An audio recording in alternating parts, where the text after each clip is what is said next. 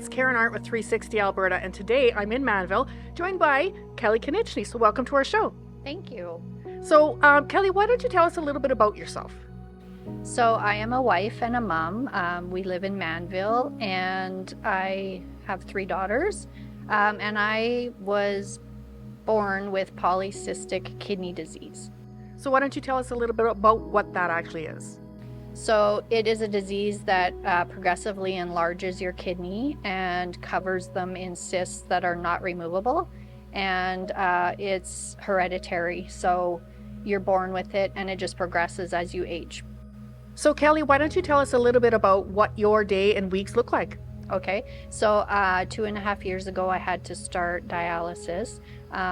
This was kind of always inevitable, and I did start looking for a live donor before this, but nothing worked. I dialyze 4 days a week at least, sometimes 5, 6, and it's for 3 hours per day, and I do it at home. So that's nice. You don't have to travel to a facility. Yes, because I would have to drive about an hour every day of dialysis on top of my treatment, and that gets very taxing. So they trained me right away to do it at home because my husband is available, and I'm young enough to be able to learn the system easily. So with Organ Donor Awareness Day here earlier in the month, obviously you are on the deceased donor list, but what's the better option for you right now? So a live donor would be better for me. The deceased list is very long, and the chance of getting one is quite low. So they encourage people to bring people onto your live donor list, which is just a blood analysis to begin with, and they work up people to see if they will be a match for you, and that's just a better possibility. Probably a faster procedure too, right? Yeah, and also because of my situation of having high antibodies, I need the more people on my list, the better, because it's going to prove very difficult for me to get a match, being that I have such high antibody sensitivity. So, Kelly, so a number of family members obviously have been tested, and how did that turn out? So, due to numerous complications maybe, or their own health, nothing has matched me yet.